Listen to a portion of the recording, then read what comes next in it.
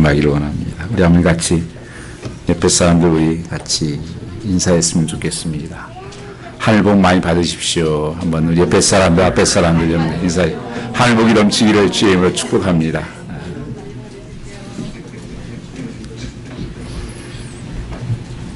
오늘 하나님 말씀은 역사를 바꾸는 기도라는 말씀으로 은혜를 받고자 합니다. 오늘 읽은 니에미야서는 예루살렘에 무너져가는 성벽, 성문을 바라보면서 니에미야가 간절한 기도했던, 그 회복을 위해서 기도했던 그런 모습으로 나타납니다. 이것은 이 시대에 무너져 있는 우리를 향한 또한 하나님 말씀이요, 예루살렘의 성만 무너진 것이 아니라 나의 꿈이 무너지고 나의 마음이 무너지고 삶의 기초가 무너진 이 시대에 하나님께서는 우리에게 음성으로 들려주시는 것입니다. 너희도 이 무너진 성벽을 재건하라. 무너진 것을 다시 세우라. 좌절과 낙심 속에 있는 자들에게 새로운 꿈과 소망을 주고 있는 것입니다. 이 니에미야라는 뜻은 본래 하나님은 나의 이로자라는 뜻입니다. 하나님 나의 컴포트, 나의 이로자. 여러분 삶 속에 하나님이 이로자가 되시기를 축복합니다. 그리고 내가 또한 누군가의 이로자가 되어줄 수 있는 것, 이게 축복입니다. 이사야 말씀에도 이렇게 말씀하십니다. 내 백성을 이루어라. 내 백성을 이루어라. 정말 이 시대에 다 누군가의 이루가 필요한 시대를 살고 있습니다. 하나님의 정말 이루가 필요한 시대. 니에미야는 하나님을 나의 이루자로 삼았다고 하는 것입니다. 오늘 본문에 무너진 성경 역사를 바꾼 이 기도의 사건을 통해서 하나님께서 우리에게 말씀하시기를 원합니다. 주전 445년, 주전 444년경에 이루어졌던 사건입니다. 저도 회사 근무하면서 이 바벨론 성을 여러 번 갔었습니다. 그래서 저는 이 바벨론에 대한 역사 가운데서 말씀 전할 때 가장 이게 마음속에 이렇게 흐뭇한 마음이 있어요. 그게 이렇게 그림으로 이렇게 싹 연상이 돼요. 당시 세계 신흥적 바벨론 정부에서 유대인 출신으로 아닥사스 또한 1세 비서실장을 지내고 있었던 니에미야는 조국의 이스라엘의 수도에서 일어났던 예루살렘 소식을 듣게 됩니다. 그 소식은 성벽이 다 무너지고 백성들의 삶은 악탈과 무질서에 노출되고 깊은 절망에 빠지고 있다. 3절에 그것을 고백하고 있습니다. 사로잡힘을 면하고 남은 자가 그 도에서 큰 환난을 만나고 능력을 받으며 예루살렘 성을 파되고 성문들은 소화되었다 하는지라. 이 위대한 성벽 재건 역사, 이 무너진 성벽을 그 마음을 품고 재건을 시작했던 것은 니에미야인데, 무엇으로 니에미야는 그것을 시작했는가? 기도로 시작했다는 것을 알 수가 있습니다. 기도는 역사를 바꿉니다. 기도는 삶에 우리의 무너진 것을 회복할 수 있는 키라고 하는 것을 말씀하고 있습니다. 우리가 살아가는 이 시대에 나에게도 이 무너진 답답한 현실은 없습니까? 뭔가 무너져서 이런 예루살렘처럼 능력을 만나고 환난을 만나고 또는 절망 속에 있지는 않습니까? 그렇다면 우리도 시작은 니에미야 같은 기도가 필요하다고 하는 것입니다. 이 역사를 바꾸는 기도를 어떻게 시작할 수 있을까요? 역사에 대한 열린 의식이 있어야 합니다. 역사의 현실에 대한 눈이 열려있고 귀가 열려있고 마음이 열려있다는 것입니다. 이런 사람이 진정한 기도를 할 수 있다고 말씀하고 있습니다. 흔히 우리가 기도를 많이 하는 사람이라 하면 세상에 눈 감고 나의 현실에 눈 감고 그냥 산에 올라가서 만세 세창하고 이렇게 기도하는 것으로 생각할 수가 있습니다. 참된 기도는 역사의 현장에서 그 역사를 보고 그 자리에서 기도하는 사람이라고 하는 것입니다. 이 본문으로 돌아와서 느헤미야의 기도가 어떻게 시작되는지를 살펴보면 2절에 이 유다 사람 예루살렘의 형편을 물어봤다고 했습니다. 거기에 조국을 갔다 왔던 소식을 들으니까 그 형편이 어떻습니까? 너무 속이 상한 겁니다. 너무 마음이 아픈 것입니다. 그 사람들 환난을 당하고 있고 고통 가운데서 있는 백성들, 성벽은 다 무너졌고 이때 당시에 성벽은 매우 중요한 것입니다. 나라의 안녕을 지킬 뿐 아니라 그 앞으로 미래의 꿈을 펼쳐갈 수 있는 성벽이에요. 성벽이 무너지면 모든 질서가 다 깨져버립니다. 통제가 안 돼요. 이게 무너졌다는 것은 모든 삶의 자체가 무너졌다는 거예요. 사람들이 이런 형편을 보고 이 느헤미야가 이런 기도를 합니다. 4절 말씀에 보면 이 말을 듣고 앉아서 울고 수일 동안 슬퍼하며 하나님 앞에 금식하며 기도했다. 그렇게 해서 기도가 시작된 것입니다. 이것이 바로 역사적인 기도입니다. 그 형편과 소식들을 듣고 그 상황을 보고 마음이 무너진 것입니다. 사람들이 왜 기도하지 못하는 거야? 보지 못하고 듣지 못하고 느끼지 못하는 까닭이라고 하는 것입니다. 내 무너진 상황을, 깨어진 상황을, 그 소리를 듣지 못하는 것입니다. 요새 많은 사람들은 자기 자신에만 덤이 되어 있는 시대입니다. 같이 있어도 그 사람의 마음을 알 수가 없는, 항상 에고이스트, 나의 중심, 미 제네레이션 시대에 살고 있다고 하는 것입니다. 보지 못하고 듣지 못하고 느끼지 못하니까 기도할 수 없는 것입니다.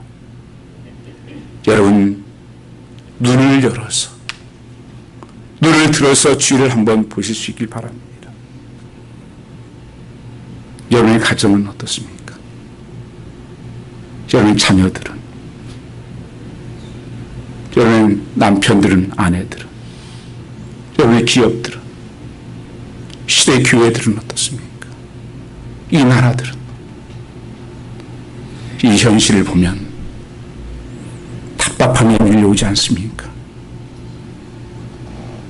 어떻게 해야 할 줄도 모르겠고, 어디를 막아야 할 줄도 모르겠고, 불가능해 보이는 이 현실 속에서 우리 알 수 있는 것이 무엇일까요? 성령에 탄식하며 우리의 기도하는 그 기도 소리가 들리십니까? 성령을 근심케 하는 우리의 삶의 모습을 보이십니까? 우리는 그것도 모르고 그저 살아가고 있을 뿐입니다. 이 사람들은 절대 역사적인 기도를 할 수가 없습니다. 제가 이 역사적인 기도라고 붙였던 것들 중에 하나는 한국의 그 김동길 교수라고 있습니다. 연세대학교 교수였던 분.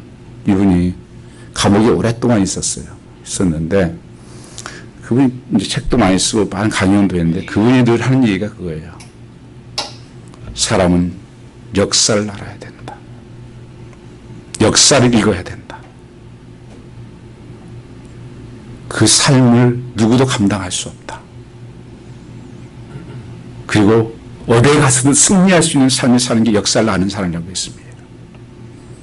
제가 그래서 우리 아이들 저기 있지만 어렸을 때 책을 한 10권씩 제가 빌려서 읽게 하는 것이 제가 아이들의 꿈이었어요. 그래서 도서관에 데려가지고 부모들이 다 집에 없으니까 둘만 있으니까 도서관에 10권을 빌릴 때 첫 번째 제가 빌리라는 것이 항상 히스토리, 역사책이다. 그 다음에 두 번째 거는 비오그래피, 인물에 관해서 이인전 같은 거죠. 그거 읽어라. 그리고 나머지는 너희가 읽고 싶은 거 읽어라. 그렇게 강조를 하고 그렇게 했던 생각이 떠올랐습니다. 여러분, 내가 살아가는 삶 속에서 지금 내가 역사의 현장에 있다고 하는 것이에요. 지금 나는 어떤 역사의 현장에 지금 내가 있는 것인지 성경 말씀에 이런 것들이 다 기록되고 있다고 말씀합니다.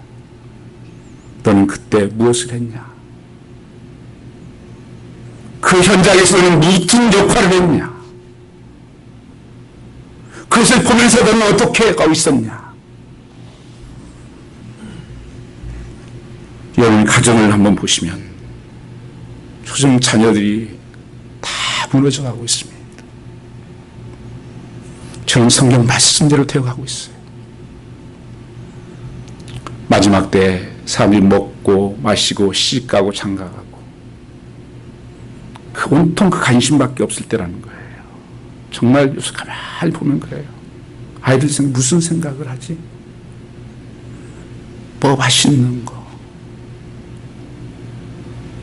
시집가는 거, 장가가는 거, 연애하는 일, 세상 쾌락 즐기는 거, 그거 말고 생각하는 게 별로 있을까? 그래도 저희 때 자랄 때는요, 뭐 썩어진 철학이라도 뭐 철학적인 얘기를 하고 그런 사상들을 생각하고 그랬어요. 인생을 어떻게 살까? 제가 말씀드렸죠. 우리 고등학교 때부터 모여가지고 친구들하고 우리는 누구하고 결혼하고 또 어디 가서 살아야 돼. 우리 그걸 놓고 기도하고 그랬었다. 정말 그런 역사들이 다 일어납니다. 여러분의 가정들은 어떻습니까? 성경에 한 몸이라고 그랬잖아요. 한 몸. 그 아픔이 내 아픔이어야 되고 그 사랑이 내 사랑이어야 될 텐데 사도 바울도 교회 공동체를 얘기할 때 한 몸이라는 그리스도 안에서 한 형제다 한 자매다. 근데 여러분 그 사람들의 아픔들이 보이십니까? 다른 데로 고민하고 있는 그 모습이 보이십니까?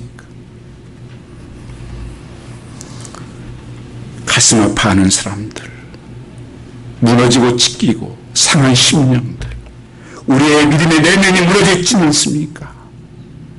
이 시대 우리 사회 교회의 모습에 답답한 현실을 보지 않습니까?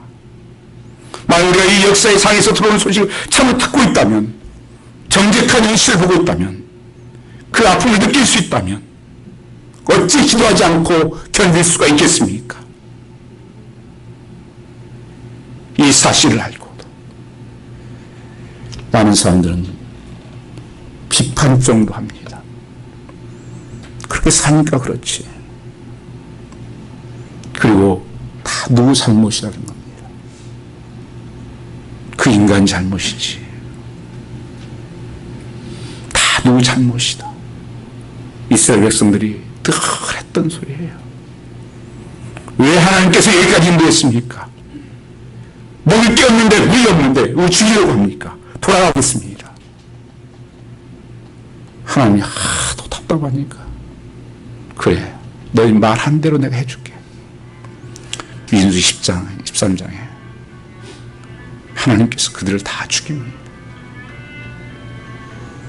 우리 삶 속에서 여러분,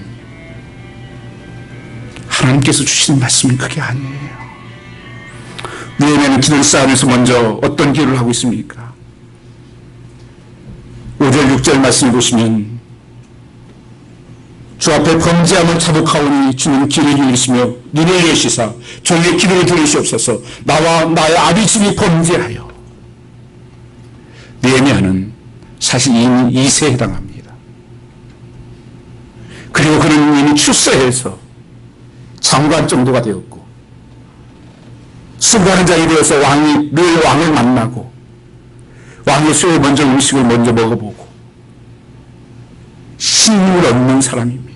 성공한 사람입니다. 사실 조국에 대해서는 잊어버릴 만도 하고 관심도 없을 수 있습니다. 그런데 느헤미야는 조국의 현실을 보고 그 사랑하는 백성들의 현실을 보고 금식을 선포하면서 수일 동안 울면서 하나님 앞에 기도를 합니다. 무슨 기도를 하고 있습니까? 하나님, 왜 이렇게 선민 백성이, 우리 초승 피플이 왜 이렇게 되었습니까? 그는 부모님으로부터 역사를 배웠을 것입니다. 우리가 하나님 말씀을 불순종했단다. 하나님 위와 규례를 버렸단다. 가장 큰 제약이 그때 당시에 보면 안식일을 지키지 않는 것이었습니다. 종들을 일시키기 시작했고, 그러다 보니까 자기들도 이제 일하는 돈이 생기니까 자꾸 안식일을 빼먹기 시작을 했어요. 그게 가장 큰 죄였어요. 그래서 하나님의 진노가 있었습니다. 하나님 말씀을 따라 살지 않는 삶은 항상 하나님께서 그렇게 하셨습니다. 괜찮은 게 아니에요, 여러분요. 히브리서 말씀이 보면 우리가 죄악을 품면 괜찮겠지, 별 일이 없네, 천만에요. 나도 모르게 마음이 강팍해지기 시작합니다. 하나님 말씀에 둔감해지기 시작해요. 은혜가 안 돼요. 항상 과정이 있어요.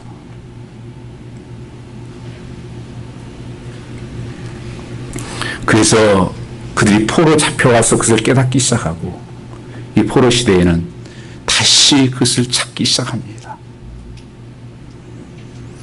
제가 뉴욕에서 있을 때 한 집사님이 그래요.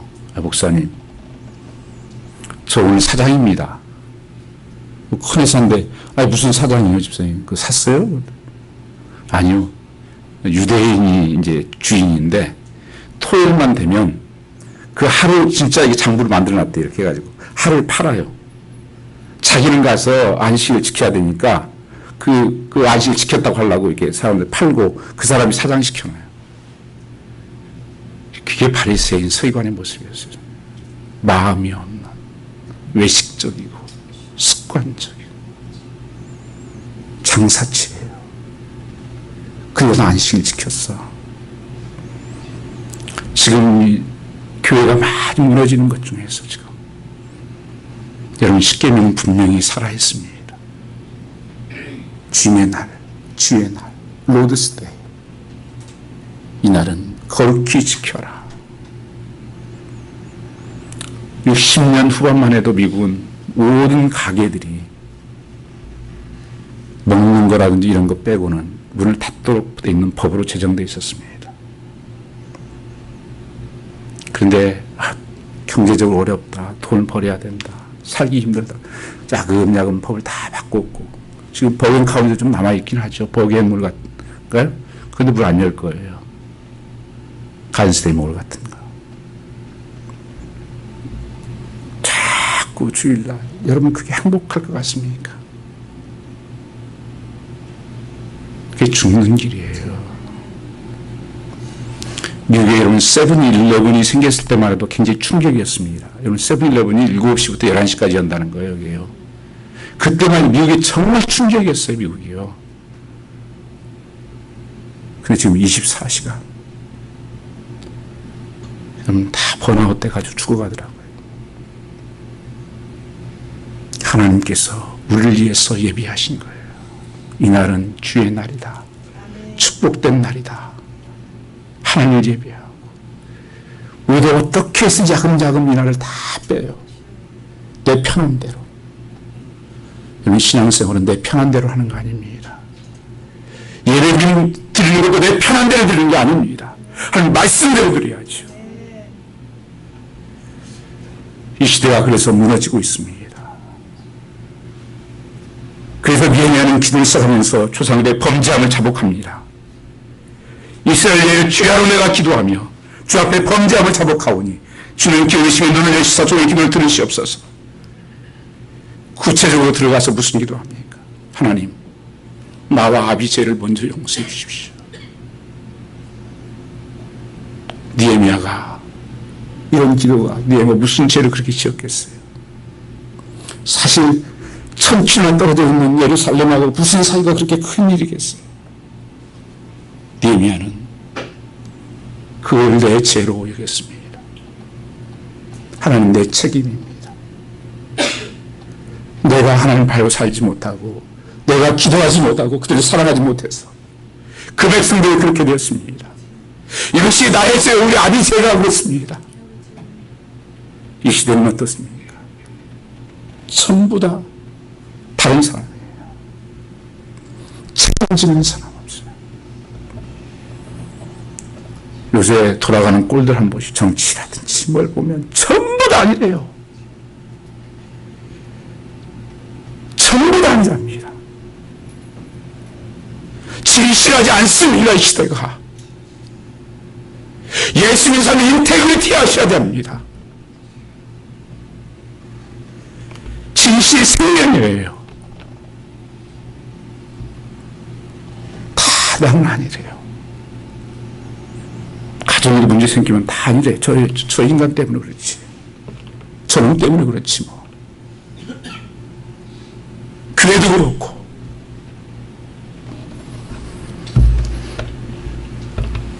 하나님, 나의 죄입니다.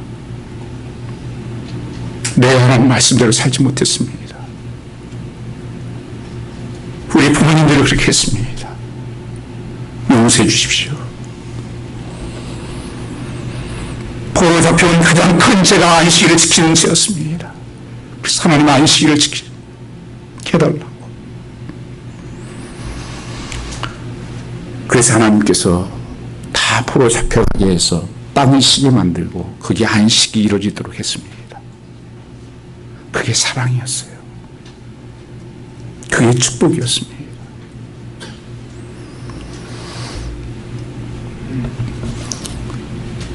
뭐라고 고백합니까? 심히 악을 행했습니다.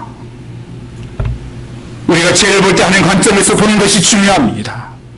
우리는 사람을 비교해서 볼 때가 많아요. 사도 바울은 나는 죄인 중에 개수입니다. 우리는 그 아픔과 고통을 보는 누구의 죄야? 하나님 먹지 말라는 선악과를 뱀의 에서 먹었던 하와가 하나님 물었습니다. 왜 먹지 말라는 그것을 먹냐? 자기 욕심에 끌렸어요. 보암직스럽고 먹음직스럽고. 그럼에도 불구하고 뭐라고 합니까? 하나님께서 저 뱀이 나를 꼬였습니다. 아담에게 묻습니다. 너는 왜 먹었냐? 아니, 그 하나님 당신이 주신 그 여인 여자 있지 않습니까? 그 하와 있지 않습니까? 하와가 자꾸 먹으라고 하길래 내가 먹은 거 아닙니까? 자기는 어디로 갔어요? 여러분 살면서 대화하는 거 한번 보십시오. 전부 다른 사람 얘기예요. 정말 하나님 앞에 내가 죄입니다. 내 죄 때문에 그렇습니다. 다 억울한 사람만 있어요. 하나님 앞에 내가 죄인입니다. 느헤미야는 그 아버지의 마음을 가졌습니다.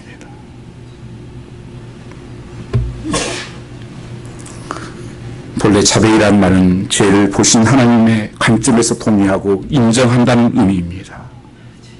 모든 진지한 기도는 우리의 죄를 자백하는 것으로 시작되는 것이 마땅합니다. 그렇게 함으로 기도의 창해가 옮겨지기 때문에 그렇습니다. 동시에 기도가 통로가 열리게 되어 있습니다. 기도 응답을 방해하는 여러 가지 상해가 있을 수 있지만 가장 강력하고 무거운 것은 죄의 짐이요, 죄가 맡고 있다고 하는 것입니다. 그래서 이사야서는 59장 1절 2절에 이렇게 말씀하십니다. 여호와의 손이 짧아 구원치 못하심이 아니요 귀가 둔하여 듣지 못하심도 아니라 오직 너희 죄악이 너희 하나님 사이를 내었고 너희 죄가 그 얼굴을 가리워서 너희를 듣지 않으시게 한다고 말씀하고 있는 것입니다. 왜 하나님께서 응답이 없냐고요? 왜 하나님 약속했는데 이루어지지 않냐고요? 시편 66편 18절 말씀에는 너희가 죄악을 품은 주께서 듣지 아니하신다. 죄를 볼 수 없으신 하나님이시다. 죄가 맡고 있습니다. 하나님은 더러운 그릇을 사용한 적도 없고 쓰신 적도 없습니다.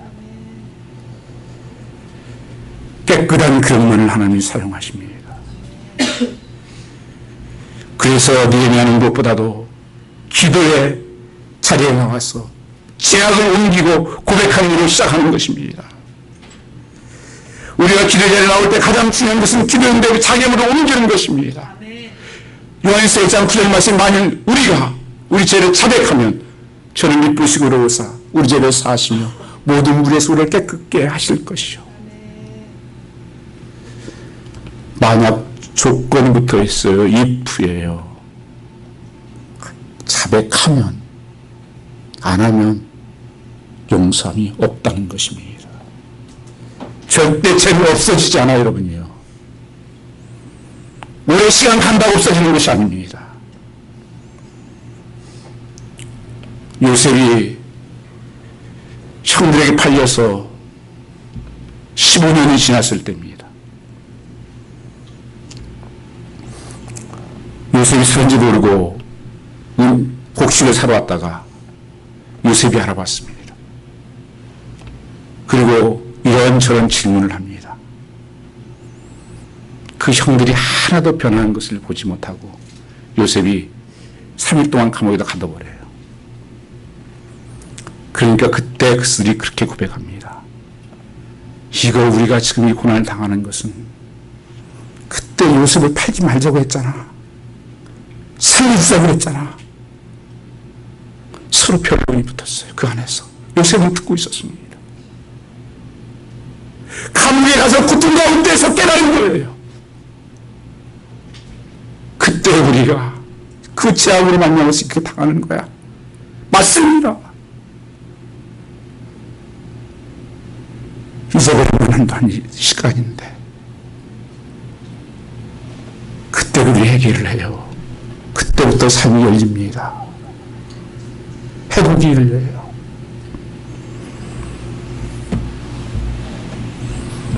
성소 성도의 신실한 제자백은 죄수를 깨끗게 하나님과 우리서 막힘없는 기도를 통로로 여는 것입니다. 주께서 저의 우리 역사에 대한 열린 의식을 주시기를 기도합니다. 그래서 엎드려 나의 죄를, 나의 가족과 교회를 위해 이웃들을 위해 기도하고 자신들의 가정과 미래를 위해서 참으로 기도하는 사람들의 시기를 축복합니다. 이 기도의 사람들을 살리시고 있습니다.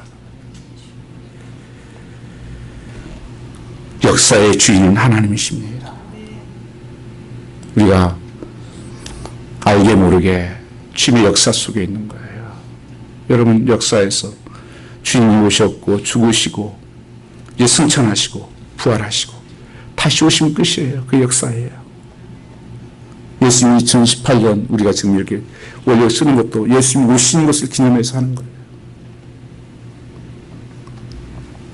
역사를 바꾸길 기도하면 역사의 주인에 대한 믿음이 전제되어야 됩니다. 역사의 주인이 누구십니까? 하나님이십니다.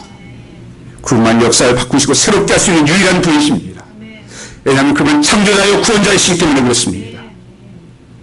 그래서 역사를 말할 때 스토리라는 것은 He is story to 합성어예요. 그분의 스토리라는 거예요. 곧 하나님의 말씀이 역사의 주인이에요.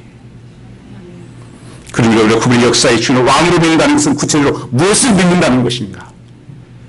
하나님 문제보다 크신 하나님을 믿어야 한다고 말씀하고 있습니다. 그래야 기도가 가능한 것입니다. 5절 말씀 보면 니에메가 어떤 기도를 하고 있습니까? 가로되 하늘의 하나님 여호와 크고 두려우신 하나님이요 주의 사랑하고 주의 계명을 지키는 자에게 국리를 베푸시는 주여 강구하나이다. 여기에 하늘의 하나님 여호와의 크고 두려우신 하나님, 크신 하나님, Great God. 니에메가 믿었던 하나님은 그 역사의 주이신 하나님, 크신 하나님입니다. 전능하신 올마이티 하십니다. omnipresence 하십니다. 두려우신 하나님입니다. 여호와의 보면 어썸갓이라고 했습니다. 그것은 최고의 하나님입니다. 여러분의 하나님은 어떤 하나님이십니까? 크신 하나님이십니까? 전능하신 하나님이십니까?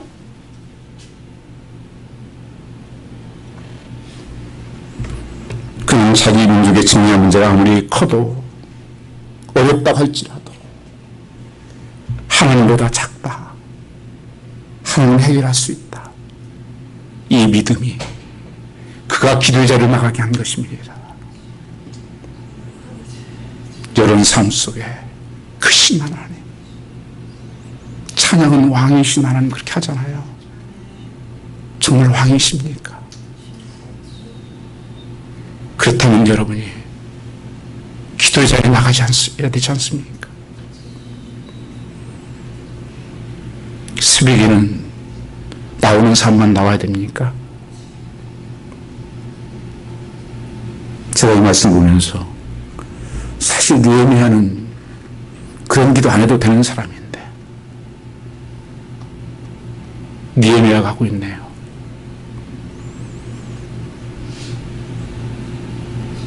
여러분, 우리가 많이 기도할 때 하나님보다 문제가 여전히 크게 보인다면 어떻게 될까요? 결국은 그 문제 아래 눌리고 절망해버리고 좌절하는 것입니다. 안 된다고, 소망이 없다고. 물 걸었던 베드로가 그렇지 않습니까? 주님과 갈 때, 주님 바라볼 때는 멋있게 걸어갔습니다. 좀 걸어가다가 파도가 주님보다 크게 보였습니다. 파도를 바라보니까 빠지기 시작을 했습니다. 이것이 우리가 이집트에 살아가고 있는 모습은 아닌지, 보여지는 현실과 상황과 형편이 두렵고, 그래서 하나님이 보이지 않나. 하나님 믿어지지 않으니까 어떻게 사람한테 가서 해보고, 일로 머리 써보고, 잔머리 굴려보고, 이런 속에 흘러가고 있지는 않습니까?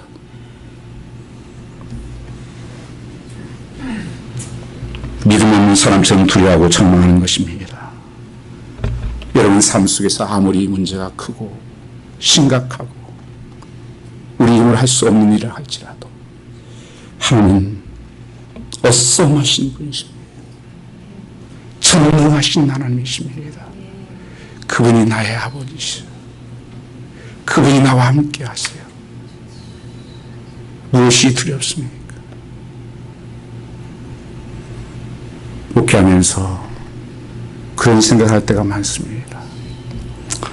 저도 어떤 때 두려운 일이 생기고 염려되는 일이 생기고 내가 이렇게 원했던 건데 안 되면 어떡하지? 그때마다 바로잡는 게 있습니다.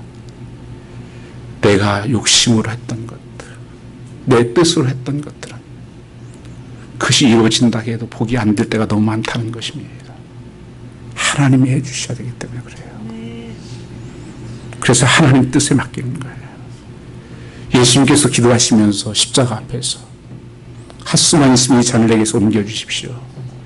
그러나 내 뜻대로 마옵시고 아버지의 원대로 되기를 원합니다. 그래서 하나님, 내 욕심대로 되지 않기 원합니다. 내 정욕적으로 되지 않기를 원합니다. 하나님이 원하시는 하나님의 뜻을 이루어가기를 원합니다. 그래서 내려놓게 돼요.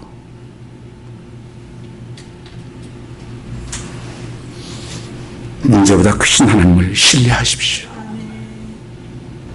하나님 약속을 지키시는 분이심을 믿어야 합니다. 5절 말씀이 뭐라고 말씀하고 있습니까? 주를 사랑하고 주의 계명을 지키는 자에게 언약을 지키시는 하나님이라고 고백하고 있습니다. 하나님은 약속을 이루시는 분이에요. 성경은 모든 것이 약속입니다. 커버넌트예요. 그 약속을 하나님 변개치 아니하시고 이루신 하나님이에요. 기도는요, 내가 무슨 믿음이 충만한 사람이니까 응답받고 나는 믿음 없이 하니까 응답 안 받고, 아니에요. 내 조건에 있지 않아요. 기도는 약속이 있습니다. 하나님께서 기도하라, 이렇게 살아라 그러면 내가 약속해 주신 거예요. 그래서 이 약속의 말씀을 붙잡고 기도할 때 가장 파워풀한 거예요. 하나님도 어떻게 할 수가 없어요. 하나님은 거짓말 할 수가 없거든요. 여러분 자녀들도 그러잖아요. 부모가 뭐 해주기로 약속을 했어요. 근데 아들이 오고 나서 딸마다 그래요. 아빠, 그거 약속했잖아. 왜 안 해줘? 그거 해주세요. 조금 양심이 있다면 그 약속을 파기는 못합니다. 못 해준다고. 야, 조금 이따 해줄게. 나중에 해줄게. 이거는 다 할 수 있지만 그걸 가지고 나오는데 어떻게 약속한 걸 갖다. 하나님은 신실하신 하나님이에요. 그 약속을 이루신 하나님이십니다. 니에미는 이것을 알았어요. 그래서 언약을 지키신 하나님이라고. 지금 역사적인 현실이 아무리 탐담하고 그는 아직도 자기 민족에게 주신 하나님의 약속을 믿었다고 하는 것입니다. 내 삶이 아무리 고통이 있다고 할지라도 하나님은 살아계시고 그 약속을 이루신 하나님입니다. 여러분, 우리의 삶이 회복이 됩니다. 성경 약속이 틀리고 성경 하나님 약속을 이루시는 하나님입니다. 오늘 아무리 열악한 현실이라도 이래서는 축복하시고 사용했다는 약속을 지금도 여전히 변하는 것을 믿었던 것입니다. 약속을 지키신 하나님. 여러분, 오늘 삶이 고단하십니까? 고단한 환경에만 시선 두지 마시고 약속의 말씀을 들고 펴십시오. 거기에 나를 향한 하나님의 약속들이 숨어 있습니다. 너를 이렇게 축복해 주마. 너를 붙들어 주마. 빌보 4장 6절에 아무것도 염려하지 말고 모든 일에 기도와 간구로 너희 구할 것을 감사함으로 하나님께 아뢰라. 그리하면 평강의 하나님께서 너희 마음과 생각을 지켜주시지 않겠느냐. 여러분 삶 속에 그 역사가 이루어지기를 축복합니다. 나는 이 약속을 이루실 줄 나는 믿습니다. 그럼 믿음의 역사가 일어난다고 하는 것을 말씀하고 있습니다. 기도의 확실한 근거는 하는 약속의 말씀입니다. 말씀과 기도는 절대 분리되지 않습니다. 그런데 어떤 사람들은 기도만 하는 사람들이 있어요. 그건 별로 효과가 없어요. 어떤 사람은 계획만 짜는 사람이 있어요. 기도 안 하고. 성경은요, 기도하고 계획하라고 말씀하고 있습니다. 여기 학생이 공부 잘하게 해주세요. 100점 맞게 해주세요. 날마다 기도만 해요. 이 공부를 계획을 세워서 공부를 안 해요. 당구장이나 다니고 게임방이나 다니고 그게 응답이 이루어지겠어요. 느헤미야는 기도하면서 구체적으로 계획을 세웠습니다. 그리고 그것을 실행해 나갔습니다. 2장 6절 이하에 보시면 그때 왕이 곁에 앉았더라. 왕이 내게 계시되 내가 몇 날에 행할 것이며 어느 때에 돌아오겠냐 하고 왕이 나를 보내기로 진리하시로 내가 기한을 정하고 또 왕이 뭐라고 하라며 7절에 강 서편 총독에게 내려서 조서를 줘서 날 가게 하고 통과하게 해주시고 그 다음 8절에는 아삽에게 그 나무 감독하는 사람에 나무를 주어서 벌써 그 다 왕이 딱 물었을 때 이미 다 그렇게 계획에 세워서 준비가 됐었어요. 하나님이 역사하는 거예요. 그래서 여러분이 기도하면서 항상 계획을 세우는 거예요. 그래야 기도가 일하기 시작하는 겁니다. 얘는 그렇게 기도한 것입니다. 에스겔서 36장 37절 말씀해 보시면 주께서 이스라엘 회복을 약속하시면서 내가 이루라고 말씀하십니다. 그러면서 37절에 이렇게 말씀하십니다. 나 주 여호와가 말하노라. 그래도 이스라엘 족속이 이와 같이 내게 구하여야 할지니라. 주께서 약속하셨지만 그래도 주의 백성들이 기도해야 한다는 것을 말씀하고 있지 않습니까? 그래도 이스라엘 족속이 같이 자기에게 이루실 주기를 구하여야 할지니라. 왜 이렇게 하실까요? 하나님이 언약했으면 약속했으면 이루어주시면 되지 뭘 이렇게 복잡하게 하시나. 약속했어도 내가 구해야만 하나님 주신다고 말씀하고 있는 거예요. 왜냐하면요, 기도 없이 이루어지면 이게 그냥 우연이 된 것인가? 내가 한 건가? 헷갈려요. 하나님이 하셨다고 하는 것을 알지 못합니다. 그래서 그래서 하나님이 하셨다는 것을 알 수 있도록 하기 위해서 구하여야 주시라고 말씀하고 있는 거예요. 그래서 구하라 두드리라 열릴 것이라고 말씀하고 있는 것입니다.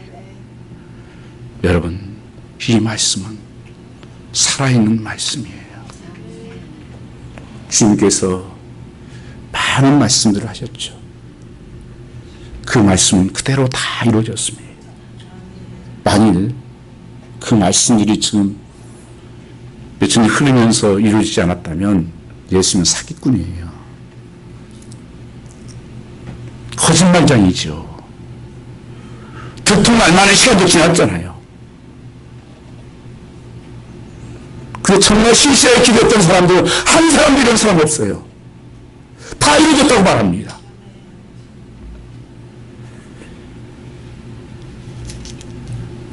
하나님은 오늘도 그 약속을 신실하게 이루어가십니다. 하나님은 여러분을 기도의 자리로 초청하는 겁니다. 아, 지금은 기도할 때구나.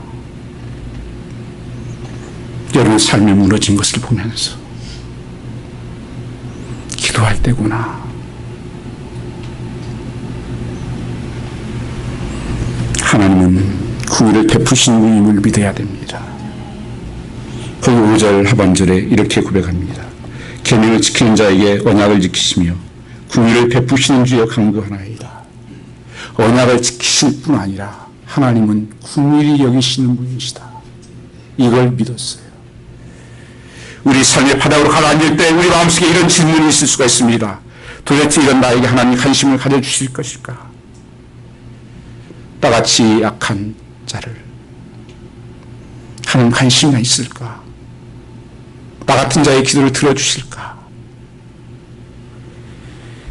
하나님께서 우리를 사랑하실 수밖에 없는 속성이 있다는 것을 말씀하고 있습니다. 그분은 사랑밖에 몰라요. 그래서 하나님은 사랑이다 말씀하는 거예요. 저는 우리 교회가 이 사랑밖에 모르는 교회가 되기를 축복합니다. 하나님의 궁율입니다. 불쌍히 여기심이에요. 궁율한 약자들이나 약점을 지은 사람들에 대한 불쌍히 여기는 덕이라고 말씀을 쓰고 있습니다. 궁율을 베푸시는 주여 간구하나이다. 하나님께서 이 기도를 너무 기뻐하시고 즐거워하시며 넉넉함으로 응답하셨습니다. 여러분, 내가 믿는 하나님, 나를 불쌍히 여기시는 분이에요. 저는 이민 삶을 살아가면서 요즘 이민 삶을 살아가는 성도들 속에 만나면 만날수록 양파처럼 흘러나오는 그런 아픔과 상처들을 많이 만나게 됩니다. 정말 마음이 아파요. 어떻게 저렇게 버티고 살까? 하나님의 궁유시하시기 때문에 진멸되지 않는구나. 여기에 궁율이 풍성하다고 하는 것은 끝이 없는 넉넉함을 뜻하는 것입니다. 이 본래 궁이라는 단어는 영어의 컴패션이라는 단어예요. 컴과 패션의 같은 이 컴은 함께, 패션은 고통 아니에요. 내가 너의 고통 속에 같이 아파하고 같이 내가 느끼고 내가 너를 안다 그런 뜻이에요. 그게 떨리는 심장으로 사랑한다. 주님이 한 사람 한 사람을 가지고 있는 하나님의 마음이에요. 목자 없는 양같이 불쌍히 여기신다. 정말 이미 살면서 우리를 부족하고 연약한 가운데 살아가는 너를 내가 안다. 그 고통에 나도 함께 안다. 하나님 우리를 불쌍히 여기십니다. 궁일에 풍성하신 하나님이시다. 우리 죄를 대신 지고 십자가 죽으시고 우리를 새로운 관계 안에 살아가도록 주님께서 우리를 인도하시고 사랑하신 그분이 나의 자녀가 될 뿐 아니라 축복이 되셨다고 풍성케 하신다고 약속하지 않았습니까? 요한복음 10장 10절에 내가 온 것은 양으로 생명을 얻게 하고 더 풍성한 삶을 주려 함이라. 이터널 라이프를 줄 뿐 아니라 어번던트한 라이프를 주겠다고 약속하고 있는 것입니다. 그래서 예레미야 선지자는 이렇게 고백했습니다. 이스라엘 백성들이 범죄함에도 불구하고 그들이 아직도 살아 숨쉬는 이유를 이렇게 고백합니다. 여호와의 자비와 예레미야 3장 22절 23절입니다. 여호와의 자비와 긍휼이 무궁하심으로 우리가 진멸되지 아니함이니이다. 이것이 아침마다 새로우니 주의 성실이 크도소이다. 내 삶 속에 사방에서 우겨싸움을 당하는 고통이 있고 참으로 죽을 수밖에 없는 형편이지만 내가 진멸되지 않은 것은 하나님께서 나를 불쌍히 여기시기 때문입니다. 저 이 기도를 많이 했습니다. 하나님, 주의 성도를 불쌍히 여겨주세요. 주님 불쌍히 여겨주시옵소서. 저들의 마음을 주님께서 아시지 않습니까? 형편을 아시지 않습니까? 불쌍히 여겨주십시오. 나를 불쌍히 여겨주십시오. 여러분, 내가 여러분의 또한 여러분이 여러분의 삶 가까운 사람들에게 불쌍히 여기시기를 축복합니다. 여러분 아내가 불쌍하지 않습니까? 이민 3 일할라, 집안 살지 말라, 아이들 키우랴. 그 어느 때보다도, 그 어떤 때보다도 이민 삶에 고달픈 분들이, 여자분들이 많아요. 그 마음을 보면 불쌍하지 않습니까? 남편 보면 불쌍하지 않습니까? 여러 가지 문화가 다르고 언어가 다른 곳에서 가정을 살리고 가정을 회복하기 위해서 땀을 흘리며 수고하는, 때로는 천대받고 차별받고 견디는 것이 불쌍하지 않습니까? 우리 자녀들은 안 그렇습니까? 다민족 사회에서 나만 이상한 거 보일 때가 있고, 우리 모두가 사실 보면 불쌍한 존재예요. 누가 위로해요? 누가 위로합니까? 하나님이 위로해. 하나님이 우리 불쌍히 여기시는 분이에요. 우리가 가서 그를 위로하고 사랑해야죠. 예레미야는 긍휼을 베푸시는 하나님 아니십니까? 우리가 죄악을 범했다고 할지라도 하나님 약속을 지키시는 하나님이시고 하나님의 긍휼을 가지고 계신 분 아니십니까? 우리를 구원하시고 회복시켜 주시고 성령하시니 재건해 주십시오.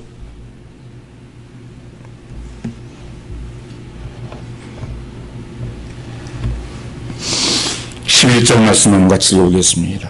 11절입니다. 주여 구하오니 귀를 기울이사 종의 기도와 주의 이름을 경외하기를 기뻐하는 종들의 기도를 들으시고 오늘 종으로 형통하여 이 사람 앞에서 은혜를 입게 하옵소서 하였더니 그때 내가 왕의 술관원이 되었느니라.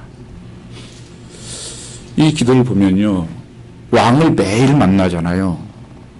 신임을 얻고 있는 사람인데 왕에게 직접 얘기하지 않아요. 하나님께 기도하면서 이 사람 앞에서 은총을 입게 해달라고 기도를 계속 하고 있는 거예요. 이게 성도의 삶이에요. 여러분, 사람들한테 가서 찾아다니면서 살지 마세요. 사람은 참 유로자가 안 됩니다. 참 도움이 안 됩니다. 하나님이 왕도 움직이시고 역사의 주인이시고 하나님께서 모든 것을 운행하신 거예요. 나는 그 하나님께 구하려한다. 하나님께서 그 왕의 마음을 움직여서 나중에 길을 여시는 것을 우리는 알 수가 있습니다. 때론 여러분 억울할 때도 있잖아요. 참 한번 해주고 싶고 누명 쓰고, 그때도 하나님 앞에 가서 하나님 갚아달라고, 또 로마서 10장 말씀으로는 그렇게 사랑하는 것이 숯불을 머리에 쌓는 하나님의 진노라고 했습니다. 여러분, 내가 갚으려고 그럼 나도 죽고 그 사람도 죽어요. 하나님 앞에 구하는 이 백성들을 하나님께서는 축복하시고 이루신다고 하는 것입니다. 여러분, 기도 생활은 어떠신가요? 저는 소망의 교회를 도시 안에 기도원으로 선포했고 24시간 열어놓았습니다. 누구든지 와서 기도하시라고. 그래서 평일에 와서 기도하신 분들이 상당히 있습니다. 그리고 화요일 날은 우리 목사님들이 계시지만 매번 또 와서 같이 연합으로 기도하고. 이 집은 주님이 기도하는 집이라고 했습니다. 성도들은 어떻습니까? 금요일 날도 우리는 기도의 밤이고, 할 수 있으면 저는 참 찬야가 옛날에 많았는데 지금은 갈수록 이제 그런 것은 희귀해졌어요. 여러분, 새벽을 얼마나 좋습니까? 제가 뭐 기도한다 해서 기도회 뭐 참석해 보지만요, 제가 새벽에 기도하는 것만큼 거의 기도회 가도 못해요. 기도회 새벽에 얼마나 새벽에 나오면 아무도 없고 그 몇 시간 누가 반성하는 사람들은 기도회 간다 해도 기도회 별로 못해요. 기도회 시간 낭비하고 다니지. 여러분, 새벽에 끼우는 것만큼 기도하는 게 없어요. 놀라운 능력이에요. 매일 에브리데이 여러분의 삶이 열립니다. 무너진 것들이 회복되는 것을 확신합니다. 기도의 무릎을 세울 수 있는 여러분 되시기를 주님으로 축복합니다. 하나님께서 이런 삶에 그렇게 어려웠던 그 성도를 52일 만에 하나님께서 역사를 이루게 되고, 신명기 7장 9절 말씀에 그런 줄 너는 알라. 오직 내 하나님 여호와는 하나님이시요 신실하신 하나님이라. 그를 사랑하고 그 계명을 지킨 자에게 천대까지 그 언약을 이행하며 인을 베푸시라고 말씀하십니다. 그리고 너를 사랑하고 너를 복주시기를 원하며 번성케 하여 주시기를 원한다고 주님께서 약속하고 있다고 하는 것입니다. 여러분 삶 속에 이런 역사가 일어나기를 주님으로 축복합니다. 우리 찬양 하나 같이 하겠습니다.